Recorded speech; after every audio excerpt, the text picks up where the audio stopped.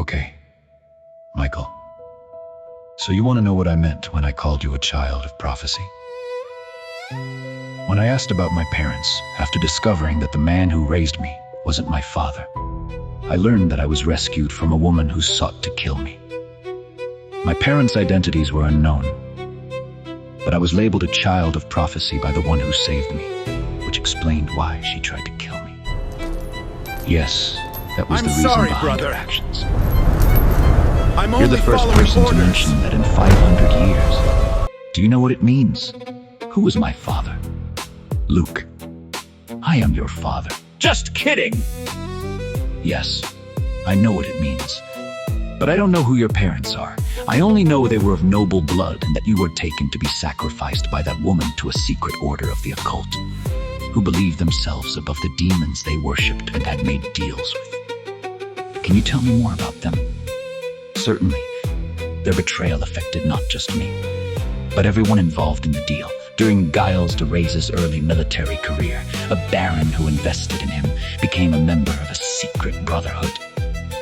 This order claimed the name of the fallen ones and aimed to undermine heaven's foundations by targeting influential lives.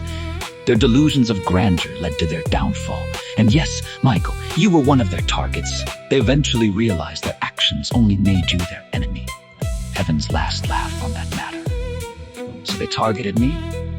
Not just you. They targeted the Son of God as well.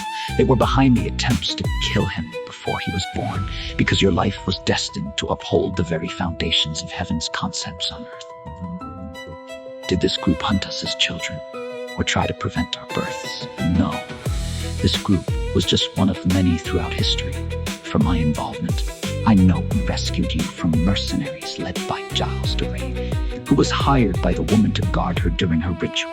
He was possessed by the spirit of the Baron he once knew, and we fought. I possessed the man who raised you, while Gabriel was bringing me back to my body after the crucifixion of Jesus. The first thing I remember hearing after my spirit awakened within Jesus was Gabriel saying, "Okay, now what?" I replied, "I think it's time I go home and wake up." Gabriel insisted, "You can't, you died." I said, "No, I'm in a coma. I'm not dead yet." And thus began our journey that led me to you. This is a lot to process. It feels impossible.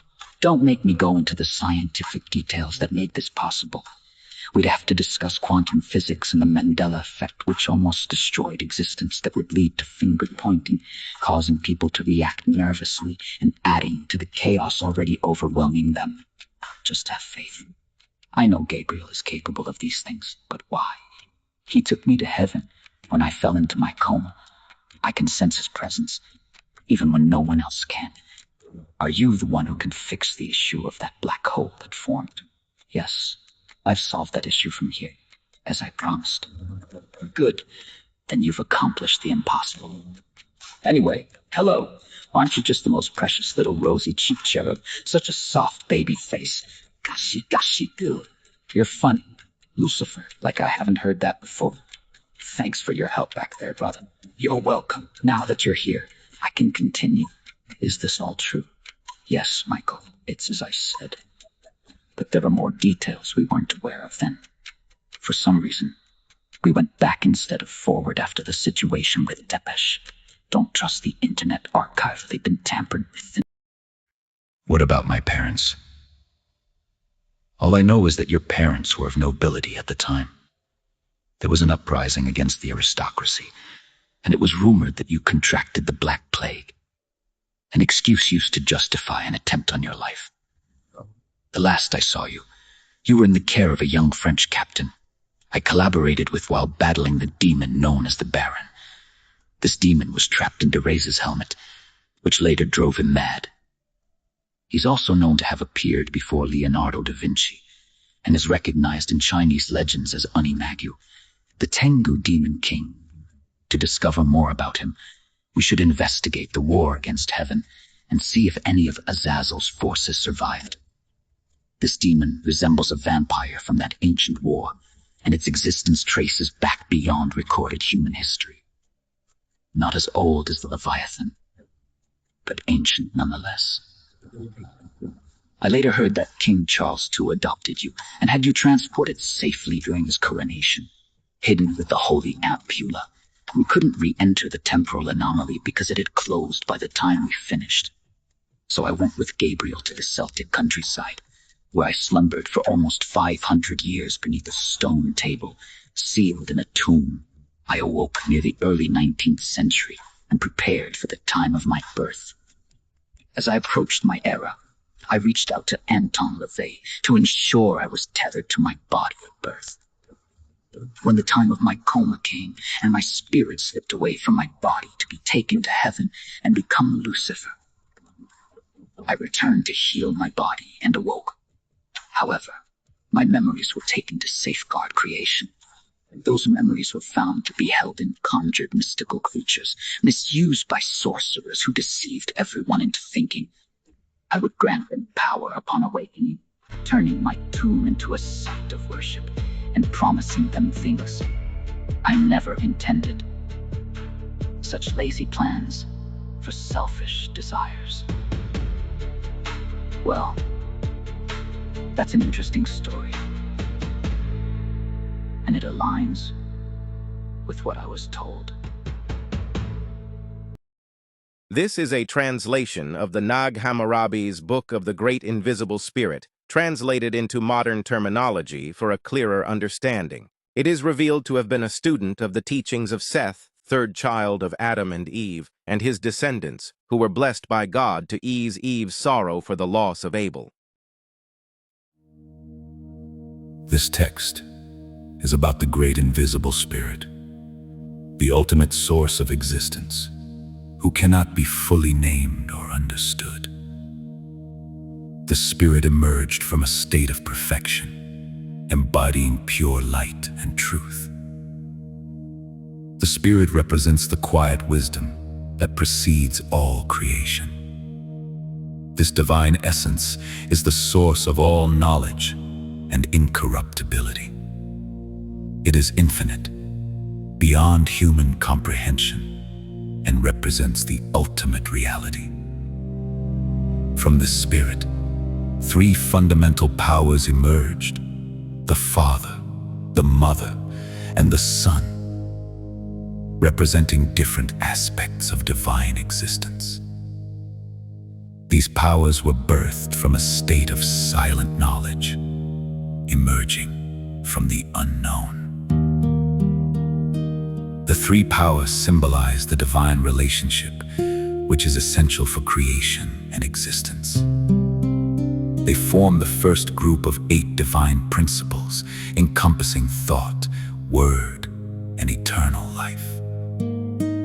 The Mother, a pure and virginal presence, embodies the cosmic forces overseeing the heavens and representing divine wisdom. The Son, embodying the silent knowledge, brings forth the essence of life and creation. The divine power of creation presents itself through the great light, where the essence of existence is established. The Father of this light came from silence, symbolizing the unseen forces that govern life. A hidden mystery exists, representing the 7 fundamental principles that guide creation. The three powers give praise to the great invisible spirit, asking for the ability to create and manifest life. They seek to express their power through knowledge, revealing hidden truths. The thrice male child symbolizes divine wisdom and the quest for understanding, representing the pinnacle of spiritual evolution. This child gives praise, seeking empowerment from the Great Spirit, demonstrating the importance of spiritual connection. The text emphasizes the need for reverence towards the divine forces that govern existence. The eons, representing various aspects of time and reality, surround the divine presence, each contributing to the harmonious order of the universe. Worship and praise are integral, as they connect the divine with the material world, illustrating the relationship between humanity and the cosmos. The establishment of thrones symbolizes the authority granted to different aspects of the divine, suggesting that all creation is part of a greater plan. The divine powers work together, creating a continuous cycle of praise and recognition, highlighting the importance of unity in spiritual practice. The coming of the divine word. The text introduces the concept of the divine word, a powerful force that establishes reality. This word represents the essence of creation, through which everything comes into being, emphasizing the interconnectedness of all life. The sun, as a representation of this word, seeks to bridge the spiritual and material realms, acting as a mediator between the two. The narrative explores the birth of significant divine figures, symbolizing the emergence of knowledge and enlightenment in the world. The great light manifests through various forms, embodying the principles of truth and justice that guide human actions. Seth, as a divine figure, represents the incorruptible lineage that carries forward the teachings of the Great Spirit. His interactions with the divine powers illustrate the ongoing struggle for spiritual knowledge and the preservation of divine truth. The emergence of the great light signifies a transformation in understanding, urging humanity to seek deeper spiritual awakening. The text warns against the distractions of the material world, emphasizing the need for discernment and spiritual vigilance. The focus on praise and worship reiterates the importance of connecting with divine forces to navigate life's challenges. The narrative concludes by emphasizing the significance of the divine race. Those who embody spiritual truths and strive for enlightenment. The text serves as a guide for seekers, encouraging them to embrace knowledge, transform their understanding, and cultivate a connection with the divine. Ultimately, it highlights that the journey of spiritual awakening is a shared path, rooted in the recognition of the unseen forces that govern existence.